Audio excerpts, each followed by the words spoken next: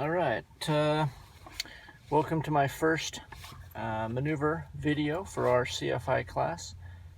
This is going to be steep turns. Of course, the objective of a steep turn is to develop smoothness, coordination, orientation, division of attention, and control technique while executing a high-performance turn. Sources today is going to be the ASA Visual Flight Maneuvers Handbook and the FLT Academy Standardization Manual. All right.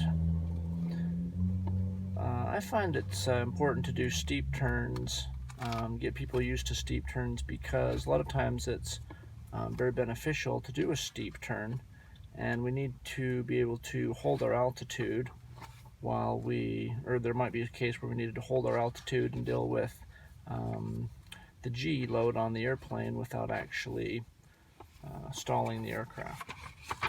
As you can see, the maneuver consists of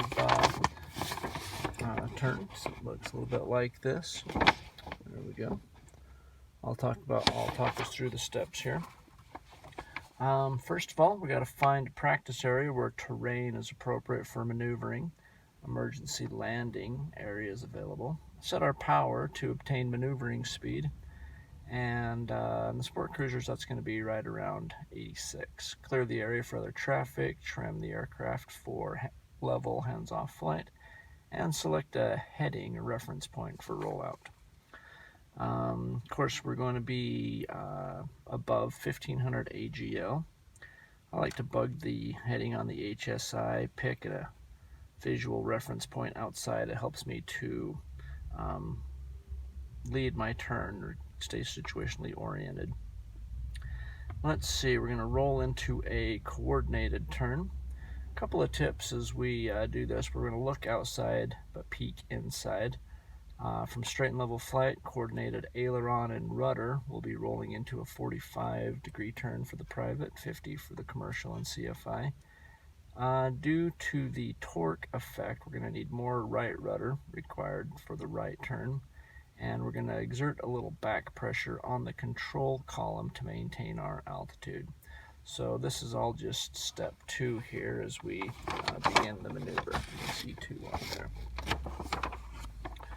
We're going to look outside, peek inside, select our reference point on the horizon, maintain altitude and bank angle. So we get around to about a 90-degree point, and we're going to notice that if there's a little dot on our windscreen, that dot's gone up on the windscreen about 5 degrees, so that the angle of attack can increase to compensate for some of our lift being directed sideways to make the airplane turn, rather than all of the component of lift going perpendicular to the wings.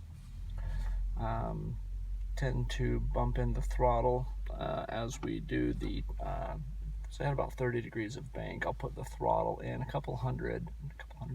couple of manifold pressure inches, and that's going to help me to maintain my airspeed. I don't want to put in too much that I climb away, nor do I want to start this maneuver at such a high density altitude that I'm unable to have any oomph when I give the throttle a push forward. I want to make sure that there's actually something left in the engine at the density altitude where I'm doing this maneuver, that when I do put the throttle forward, I do get a climb in the manifold pressure. Anyways, getting back to the maneuver. Here we are at step 4 on the list. Maintain bank angle with the ailerons, maintain coordination with our rudder, maintain altitude with the elevator, use the back pressure on the control column. We're going to maintain our altitude.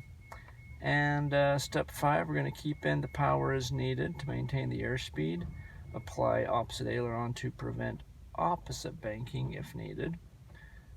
There's less correction required for right turns. We're going to keep looking outside for traffic, stay oriented, peek inside as needed, and anticipate a rollout heading or reference point as we're coming up to our point.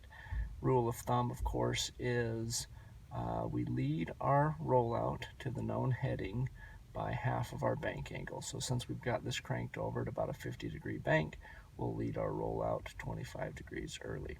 And that's it. That's just a nice rule of thumb that we use. All right, continuing on, we're going to roll out of the bank with the aileron and coordinated with the rudder, return to straight and level flight, and relax that elevator back pressure we had in there. Last thing we're going to do is repeat the turn in the opposite direction, exit at the point of entry at the same altitude and airspeed at which the maneuver was started, and adjust our power to return to the entry airspeed. Trim the plane after it's all over back to level cruise configuration, level flight. For an evaluation of this maneuver, we want to make sure we're using maneuvering speed or the recommended entry speed for the airplane. We're going to roll into a coordinated 360-degree turn, 45-degree bank, plus or minus 5 degrees. Now we're a 50-degree bank above the commercial level, plus or minus 5 degrees. Always make sure that you do the turn in both directions and that we can roll out on an entry heading of plus or minus 10 degrees.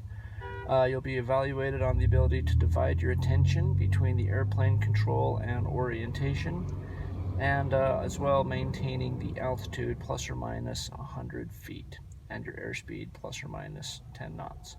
Great maneuver that subconsciously teaches us how to develop our smoothness and our coordination and our orientation and division of attention and our control technique. Keeps that scan moving, and it's just one of those maneuvers that's been around forever because it helps you really to become one with your airplane, learn to fly the airplane subconsciously while you maintain your focus on what's going on outside. And I'm going to upload this to my YouTube channel, and as we practice doing these maneuvers for our check rides, we'll get better and better and better. Talk to you soon.